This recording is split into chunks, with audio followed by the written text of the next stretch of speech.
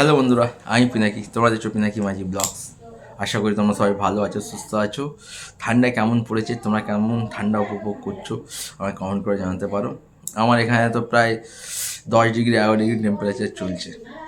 তো এখন এই ভিডিওতে কথা বলবো এই জানুয়ারি বা 2026-এর যে মেগা ক্লাস বা সবথেকে বড় ক্লাস যেটা প্রথম হতে চলেছে, থালাপতি বিজয় ভার্সেস দ্য রিবেল স্টার বা রাজা সাহেব প্রবাসের।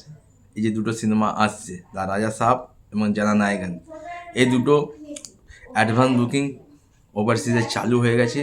দুজনের মধ্যে কে এগিয়ে গেছে? প্রভাস এগিয়ে গেল নাকি থালাপতি বিজয় এগিয়ে গেল? কে বাজি মাত করলো এখনও অবধি অ্যাডভান্স বুকিংয়ে? এই নিয়ে ভিডিওতে কথা বলবো।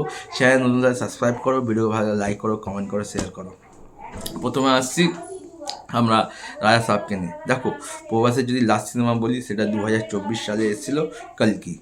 2025-এ প্রভাস একদম ব্ল্যাঙ্ক ছিল, কিন্তু 2026 শুরু হতে হতেই প্রভাস ফিরছে।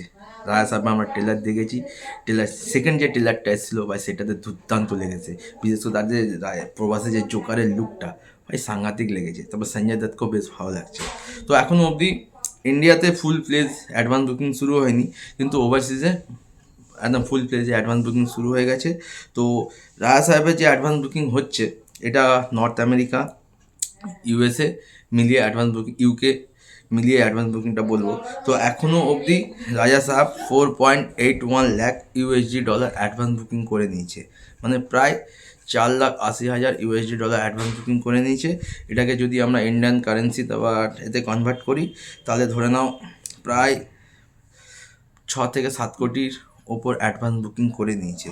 আর প্রায় 17,000-এর ওপর টিকিট সোল্ড আউট হয়ে গেছে এবং 1,045টা শো এখন অবধি ওপেন হয়ে গেছে।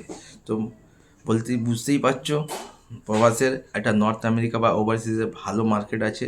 তো যে অ্যাডভান্স বুকিংটা করেছে, সেটা একটা বেশ ভালো অ্যাডভান্স বুকিং করেছে ওভারসিজ থেকে। এখনও হাতে 3 দিন আছে, দেখা যাক এই অ্যাডভান্স বুকিংটা কোথায় গিয়ে থামে। আর ইন্ডিয়াতে মেবি আজ থেকে ফুল প্লেজে অ্যাডভান্স বুকিং শুরু হয়ে যাবে।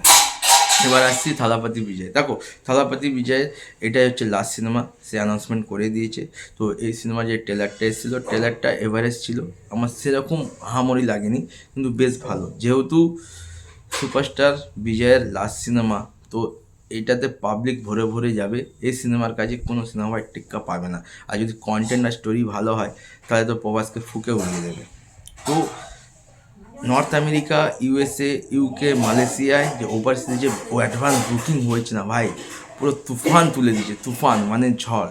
আর সামান্য কয়েকটা স্টেটে ইন্ডিয়াতে মানে অ্যাডভান্স বুকিং শুরু হয়েছে, সেখানে পুরো ঝড় চালিয়ে দিয়েছে। মানে থালাপতি বিজয় যে কেন এত বড় সুপারস্টার, সে আবার প্রমাণ করছে।